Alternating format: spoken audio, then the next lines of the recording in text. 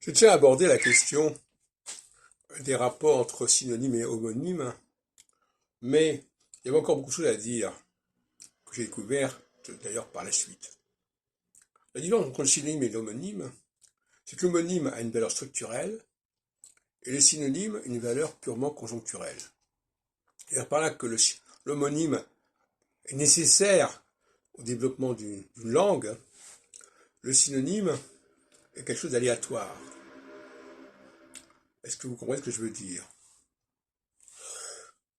Bon, j'en parlerai peut-être dans un café philo McDo pour voir un peu la perspicacité de mes collaborateurs.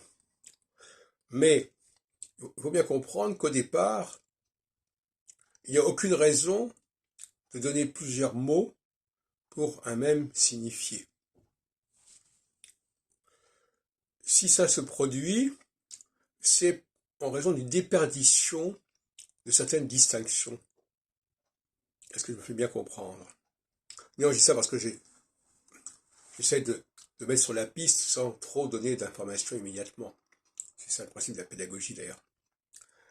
Donc, si on prend le mot leader en français, il y avait au départ, il n'y avait aucune raison de chercher des synonymes. Leader n'était pas le synonyme de chef. Le leader, c'était un terme qui entendait signifier quelque chose de spécial, qui n'était pas ce qu'on entendait par chef. Le problème, c'est que par la suite,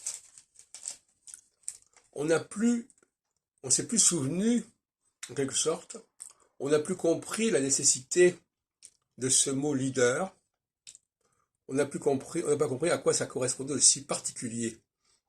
Et par conséquent, on en a fait un synonyme, comme on dit, n'est-ce pas, nécessité, vertu. Mais le synonyme n'est absolument pas une obligation structurelle pour le développement d'une langue. C'est plutôt une certaine forme de déclin et de décadence de la langue. Au niveau sémantique, quand on a oublié l'utilisation qu'on devait faire au départ d'un mot, et ayant oublié cette utilisation, eh bien on va dire, ah ben c'est simplement pour dire la même chose autrement. C'est une pédanterie.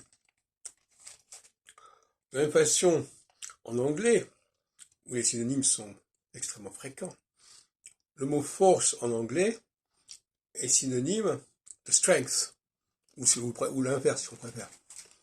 Mais il ne faut pas croire que les Anglais ont voulu à tout prix avoir deux mots pour dire la même chose.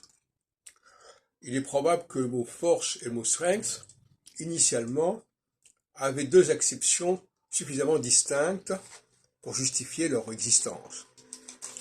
Et il y a eu synonymisation que lorsqu'on a perdu le souvenir, en quelque sorte, de la distinction initiale. À ce moment-là, on se contente de dire que c'est un synonyme. Mais ça n'est un synonyme que par défaut, si on peut dire.